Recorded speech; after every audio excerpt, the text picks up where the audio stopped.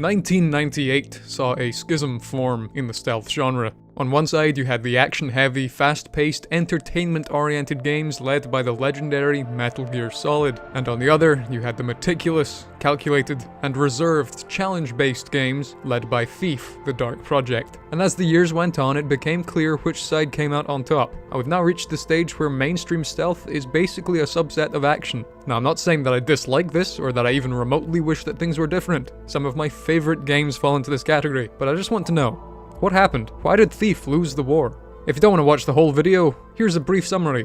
It's like really hard. But there is more to it than that, and if you're interested, join me as I review Thief. Gold. When we start the game, we're given this intro cinematic, which is, to put it simply, extremely concise. It basically says, "You're a poor little sad tragic peasant boy. Stop being a poor little sad tragic Stop being a poor little sad tragic peasant boy. Become a sneak thief instead. But, oh no, you get caught by the hood fellow who says, 'You're a good sneak thief. Come to sneak thief school.'" And then we're into the tutorial. But I did have to stop the tutorial pretty quickly to change the controls, because the default key mapping features such classics as W to move forward, S to move forward, A and D to turn around, Z and C to strafe, and X to move backwards.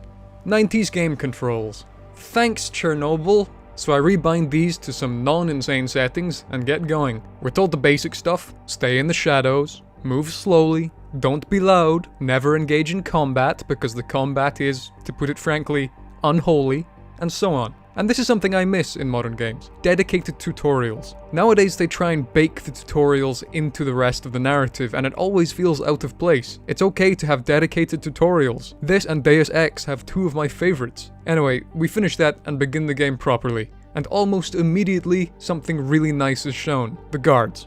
They're human.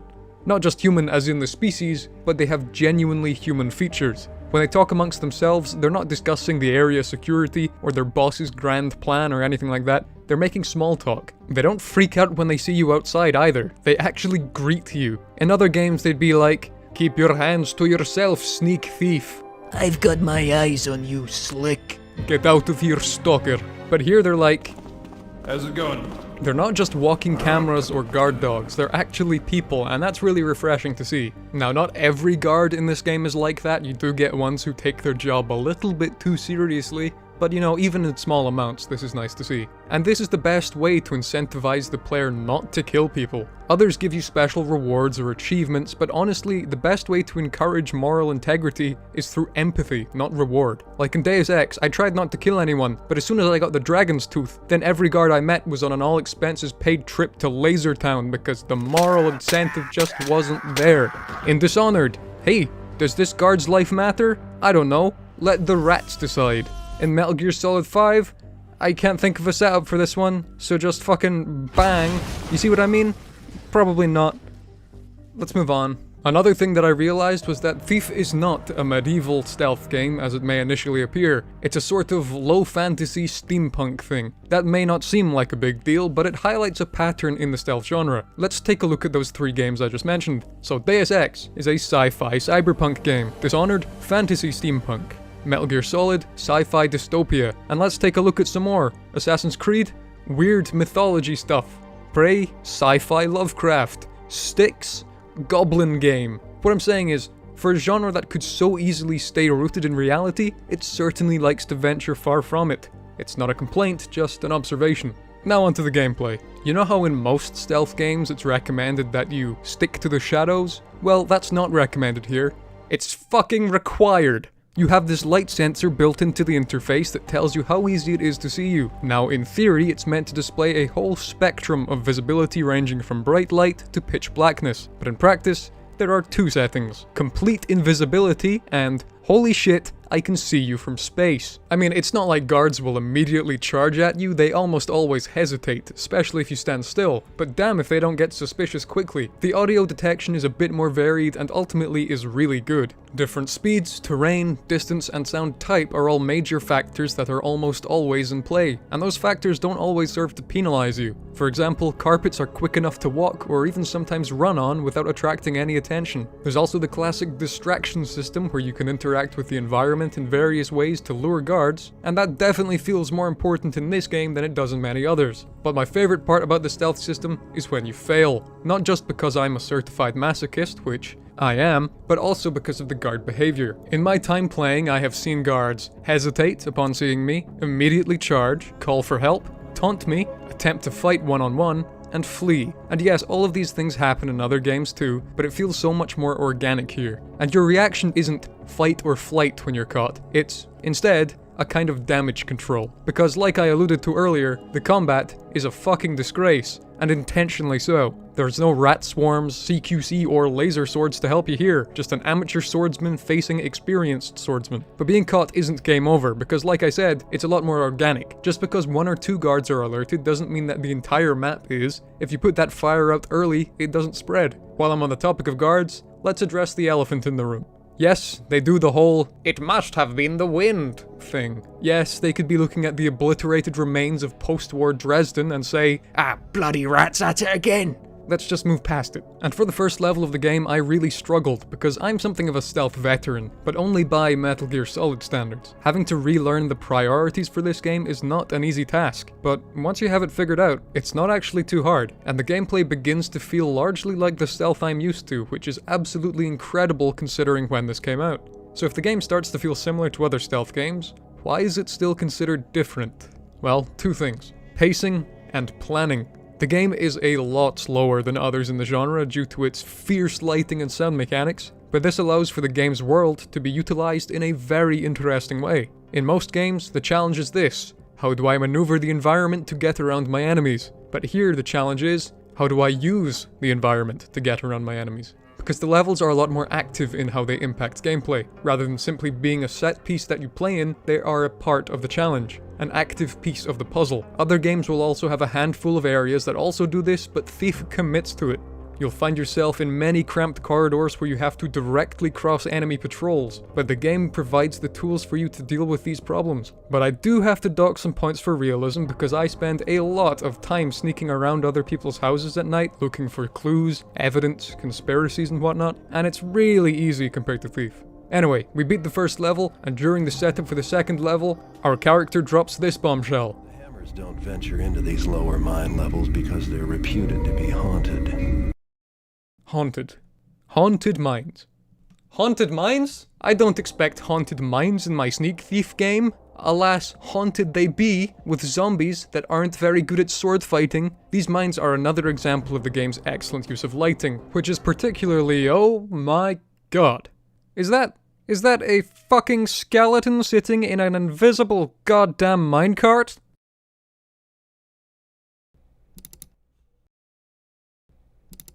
I can safely say that Scratch is the scariest game I have ever played.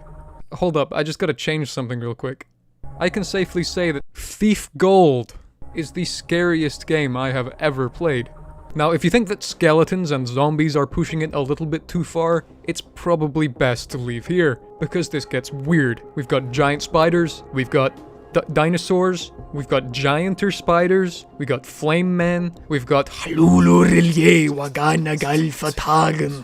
all sorts of other things. Now, adding too much enemy variation into stealth games can become problematic, but they typically separate enemy types so you don't have to constantly adapt. This allows for the levels to feel unique and fresh. For example, the 4th level has you breaking into a tomb, which has, you guessed it, dinosaurs. Also zombies, but the dinosaurs are the main threat. And with these guys, it's not so much a matter of don't be seen as it is keep your distance, or if you have the patience of a saint and a suitably large amount of holy water, kill them. Dishonored tried a similar thing, but there it failed to escape the just sneaky on by attitude. Not that I dislike Dishonored, it just lacks that versatility. One thing that Dishonored does have over Thief though, is maziness. Some of the levels here would make Daedalus blush. That's one for the mythology fans out there. But yeah, some of these levels could do with a little simplification. Looking at you, Thieves Guild. And now I have to do something I don't like doing. Admit defeat. Not because I couldn't beat the game, but because I couldn't beat the game in the 2 weeks I had to prepare for this video. It's a long game. I guess I'd probably need around 26, 27, maybe 30 hours to beat this. And I've only been able to put in 13 or so. I did the same thing with Heretic, but there I had a solid idea of where the game was headed. Here, I'm not too sure. But honestly, that might be better. Because as you can probably tell, I'm recommending this. Thief has been an absolute pleasure to play. Be warned though, this has a steep learning curve at the start due to its, by today's standards, unorthodox stealth mechanics. But once you're into it, it's genuinely one of the best stealth games out there. In many ways, Thief is to stealth what Alone in the Dark is to horror. The progenitor of the genre that is a relic of how things used to be. The difference here being that Thief holds up really well, and Alone in the Dark, As I mentioned, the genre has since moved away from the more hardcore elements of Thief, instead becoming what I like to call Hollywood stealth, which has seen a lot of success. And personally, I enjoy it just as much as Thief's way. However, Thief's kind of stealth is not dead. Not anymore, anyway. So let's take a look at what it focuses on. Lighting, environmental interactions, sound, poor combat, and vulnerability. My friends, the genre didn't die. It split.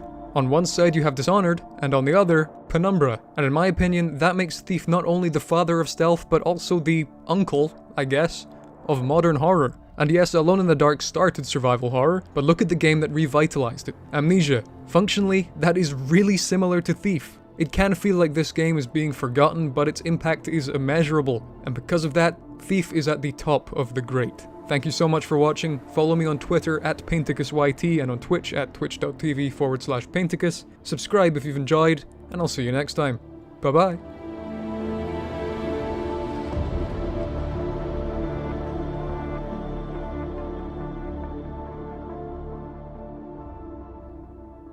It's impressive. It took me around 7 hours to transition from Master Thief Garrett to Maniac with a Club.